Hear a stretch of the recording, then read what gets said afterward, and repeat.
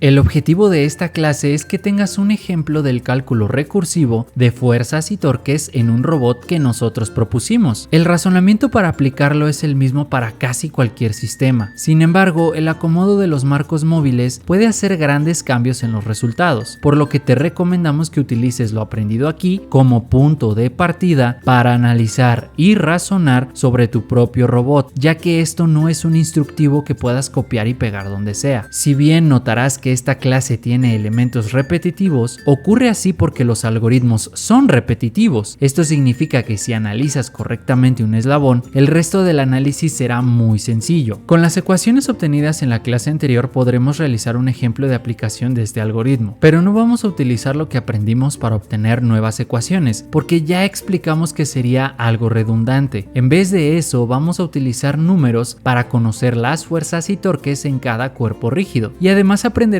algo muy importante sobre el hecho de estudiar estos fenómenos desde el centro de masa. Vamos a utilizar el robot de 3 grados de libertad que mostramos en la sección sobre cinemática diferencial. Ahí nosotros lo utilizamos para obtener las velocidades y aceleraciones en cada marco móvil, comenzando desde la base del robot. Esto se puede traducir como una propagación de velocidades y aceleraciones hacia adelante. Lo que haremos ahora será partir del efector final para calcular cada una de las fuerzas y torques que se propagan hacia la base del robot, lo cual se conoce como propagación o recursión hacia atrás. Ya que no obtendremos ecuaciones simbólicas, estableceremos un valor numérico a la posición de cada una de las articulaciones, además que debemos establecer su velocidad y aceleración instantáneas, ya que solo estudiaremos un momento específico del robot. Esto también se hace con las longitudes de cada eslabón o cuerpo rígido, ya que todo el sistema en conjunto permitirá al efector final aplicar una fuerza determinada sobre una superficie en un momento específico. Asimismo, no debemos olvidar que cada cuerpo rígido tiene un centro de masa, el cual consideraremos que se encuentra exactamente a la mitad de cada uno. Esto significa que también debemos incluir valores de masa y tensores de inercia. Estos se considerarán iguales para todos los cuerpos, solamente para simplificar el ejemplo. Ten en mente que nuestra ecuación reducida de Newton-Euler requiere del tensor de inercia visto desde la base del cuerpo rígido. Esto debido a que la transformación hacia el centro de masa se simplificó por los productos con matrices de rotación en la ecuación. También incluiremos las ecuaciones de velocidad y aceleración que obtuvimos en la sección sobre cinemática diferencial y en los ejemplos que mostramos ahí, por lo que omitiremos sus ecuaciones y solo trabajaremos con los resultados en esta clase. Entonces, con todas las condiciones establecidas, calcularemos la velocidad del primer cuerpo rígido, que de acuerdo con la posición de la primera articulación, las matrices de transformación homogénea del marco inercial y del marco móvil 1 son las que ves en pantalla. Esto nos permite calcular la velocidad y aceleración angulares en el centro de masa y en el marco móvil respecto al marco inercial. Sin embargo, ya que este cuerpo solo se desplaza angularmente, no existe aceleración lineal más que la generada por la aceleración gravitacional que se dirige hacia el centro de la Tierra sobre el eje Z. Ahora podemos pasar al segundo cuerpo rígido, que tomará las velocidades previamente calculadas y las propagará hacia su centro de masa. De acuerdo con la posición de la primera y segunda articulación, las matrices de transformación homogénea del marco móvil 1 y 2 son las que se muestran en pantalla. Luego de esto, la velocidad y aceleración angulares son calculadas y observaremos que el valor sobre el eje Z no cambia, ya que el movimiento de la segunda articulación no afecta a este, ya que la suma de los movimientos en ambas articulaciones genera desplazamientos lineales en el centro de masa. Es posible obtener sus valores de aceleración, quienes ya incluyen los efectos gravitacionales debido a la aceleración en el cuerpo anterior. Por último, llegamos al tercer cuerpo rígido, el cual tiene una articulación que lo desplaza angularmente sobre un único eje. Por lo tanto, podemos calcular las matrices de transformación homogénea del segundo y tercer marco móvil. Esto nos lleva al cálculo de las velocidades y aceleraciones angulares, tanto en el centro de masa como en el efector final. Y por último, obtenemos las aceleraciones lineales de estos dos puntos. Con esto ya tenemos la propagación hacia adelante de las velocidades y aceleraciones. Lo que debemos hacer ahora es darle un valor a la fuerza en el efector final para realizar la propagación hacia atrás. Pero antes de esto debemos recordar nuestras ecuaciones de fuerza y torque, ya que lo que haremos será calcular cada una de las matrices de forma individual y al final acoplaremos cada término para realizar el cálculo completo. Entonces el efector final debe aplicar una fuerza determinada sobre una superficie, la cual tiene una reacción en dirección contraria. Además, para simplificar el análisis, lo que hacen los robots es es considerar que el marco del efector final es el mismo que se encuentra en la superficie de contacto. Entonces, si la reacción en la superficie es de menos 7 newtons sobre el eje Z, la fuerza en el efector final debe ser de 7 newtons sobre el mismo eje. Con esto podemos comenzar el análisis de fuerzas y torques al aislar el eslabón que será estudiado. Ten en mente que la fuerza en el efector final se debe alinear con el marco en el centro de masa a través de este producto, pero eso se encuentra implícito en la ecuación que utilizaremos más adelante. Vamos a crear nuestro Grange, o el vector que contiene la fuerza y torque que afectan al cuerpo rígido, además del vector con su aceleración lineal y angular. Para el cálculo de torques, las distancias entre el centro de masa y los marcos móviles deben ser definidos con las ecuaciones que derivamos la clase anterior. Estos datos más la ecuación de fuerza y torque permitirán calcular la reacción en el marco móvil número 2, que va en dirección contraria a las fuerzas y torques que afectan directamente al cuerpo rígido. El primer término a calcular será esta matriz, pero observa que la diferencia entre estas dos distancias es igual a 0, por lo tanto toda esta sección en la matriz también será igual a 0, y esto no es algo trivial, ya que tienen un significado físico muy sencillo que puedes definir ahora mismo, pero nosotros lo explicaremos más adelante. Por el momento considera que la matriz solamente contendrá la matriz de rotación del centro de masa que estamos estudiando. El siguiente término no tiene algo especial tal como ocurrió con el anterior, por lo que solo nos enfocaremos en calcular sus valores a partir de la masa, tensor de inercia, matriz de rotación y distancia del centro de masa hacia el marco móvil número 2. Quizá el término más fácil de calcular es el vector con las no linealidades. Nosotros omitimos los primeros tres términos ya que son iguales a 0 y así no saturamos la pantalla. Con todo esto podemos utilizar nuestra ecuación de Grange, la cual da como resultado la fuerza y torque de reacción que ves en pantalla, y este resultado se propaga hacia el siguiente cuerpo rígido, ya que ambos comparten el mismo marco móvil número 2. Comencemos estableciendo las distancias entre el centro de masa y los marcos móviles tal como lo hicimos antes. Aquí también la fuerza y torque propagados se deben alinear con el marco en el centro de masa de este nuevo cuerpo a través de este producto. Queremos aclarar que lo colocamos ahí solo para fines demostrativos, pero se calcula automáticamente con la ecuación que ya conocemos. Estos datos más la fuerza y torque en el marco móvil 2, así como la aceleración lineal y angular en este nuevo cuerpo, se utilizarán para calcular la reacción en el marco móvil número 1. Y al estudiar el primer término en nuestra ecuación de Grange, observamos que otra vez esta suma es igual a 0, por lo que solo nos quedan las matrices de rotación como elementos que conforman esta matriz. El siguiente término puede ser fácilmente calculado. Quizá no lo mencionamos con el eslabón anterior, pero este tensor de inercia es aquel que definimos al inicio de la clase. Y por último, se obtiene el vector con las no linealidades. Al final, podremos calcular la fuerza y torque en el marco móvil número 1. Es importante destacar que los valores se incrementaron, esto debido a que los efectos dinámicos se han sumado progresivamente, lo que significa que la base del robot tendrá valores más grandes debido a que esta es quien soporta todos los efectos dinámicos y reacciones del sistema. Hablando de la base del robot, el cuerpo rígido que conecta con ella posee el marco móvil 1 y el marco fijo 0. Entonces las distancias desde el centro de masa hacia cada uno de estos son las que se muestran en pantalla. No hay que olvidar las fuerzas que recién acabamos de calcular y que serán transformadas a través de este producto con la matriz de rotación del centro de masa. También incluiremos las aceleraciones lineal y angular que calculamos al inicio de esta clase. Entonces el primer término del Grange vuelve a mostrar los mismos resultados en esta sección de la matriz, y quizá ya entendiste por qué. Mientras, la matriz de rotación del centro de masa conforma el resto de términos dentro de la matriz principal. El segundo término del Grange es fácilmente calculable y no tenemos más comentarios sobre él, por lo que podemos pasar al vector de no linealidades. Sus resultados pueden ser utilizados para calcular la fuerza y torque en la base del robot. Al final, esta tiene los siguientes valores, que son más grandes en comparación con todos los del resto de los cuerpos rígidos, y como son valores máximos, pueden ser utilizados como criterios de selección de materiales o geometrías para diseñar un robot que resista una carga específica en su efector final. Por otro lado, quizá te estés preguntando qué pasó con esta suma entre distancias, y si comprendiste el análisis de la clase pasada, habrás notado que una es el complemento de la otra, es decir, una es igual a la diferencia entre la longitud total del eslabón y la otra distancia, pero esta respuesta es parcial. Lo que hace todo este término es calcular el torque en el centro de masa generado por la fuerza que se propagó desde otro cuerpo rígido. Esta fuerza, junto con aquellas generadas por el movimiento del centro de masa, encuentran su equilibrio en la reacción al extremo del cuerpo, por lo lo que este producto representaría el cálculo del torque como si la fuerza propagada estuviera en ambos extremos del cuerpo, pero en direcciones contrarias. Esto da pie a que el resultado, sin importar el valor numérico, siempre será igual a cero, ya que el sistema se encuentra en equilibrio estático y dinámico. Esto permite que eliminemos el término y así podamos tener una ecuación más sencilla, pero igualmente útil que la original. Solo ten cuidado, porque esta es válida únicamente si analizamos estos fenómenos físicos